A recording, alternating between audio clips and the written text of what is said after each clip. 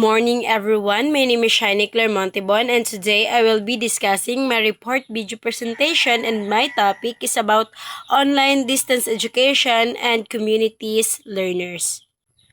Ang flexible learning environment ay isang paraan ng pag-aaral kung saan pwedeng matuto ang mga estudyante kahit saan at kahit anong oras. Ginagamitan lamang ito ng teknolohiya tulad ng cellphone, laptop at internet. At ang guro ay hindi nagbibigay ng sagot. Sa halip, ginagabayan lamang ang mga estudyante kung paano hanapin at intindihin ang impormasyon. Ang online distance learning ay paraan ng pag-aaral na hindi kailangan ng face-to-face o pagpunta sa paaralan. Sa halip, ang pagtuturo ay ginagawa gamit ang internet gaya ng Zoom, Google Meet, Messenger o learning platforms. Moodle. Ang Moodle ay isang online platform na ginagamit ng mga paaralan para sa pag-aaral. Libre at open source ito. Ibig sabihin, pwedeng i-customize ng mga school.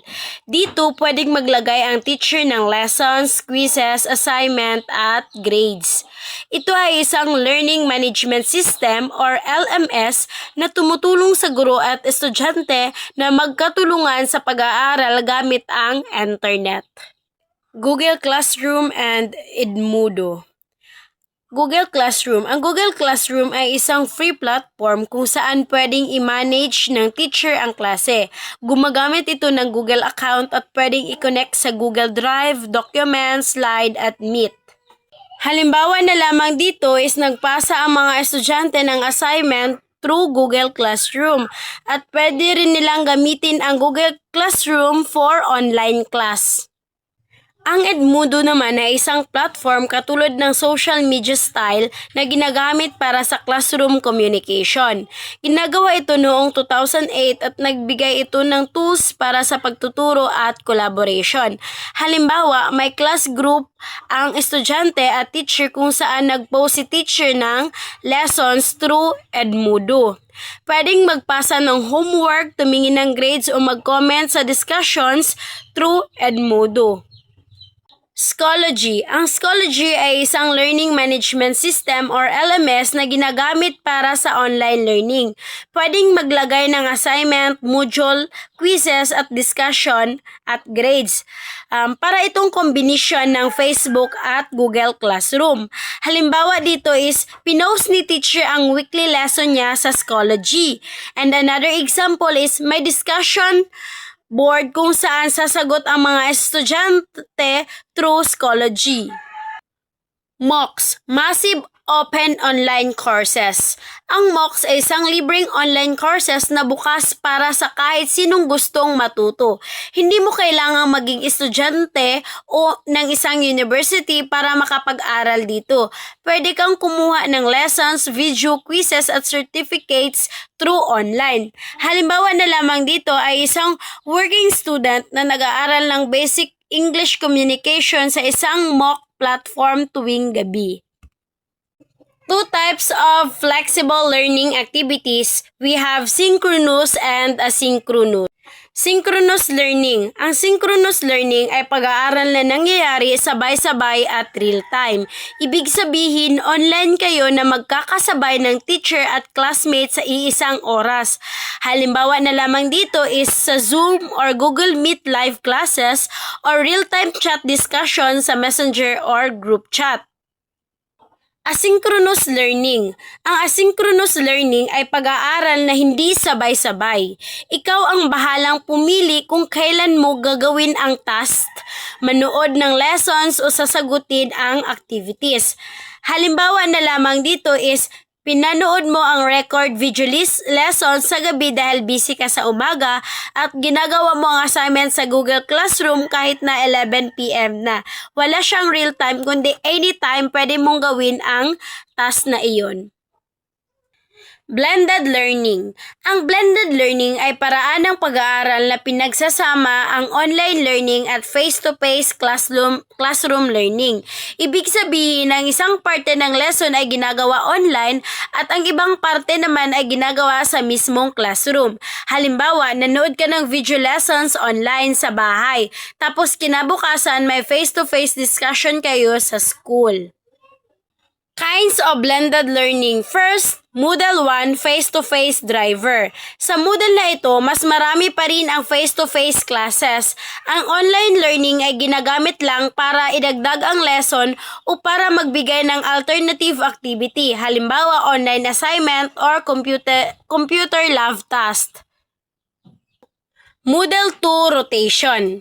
Sa rotation model, may schedule ang pag-ikot ng estudyante sa dalawa, online learning station at face-to-face learning with a teacher. May oras para mag-aral sa computer at may oras para mag-aral sa teacher.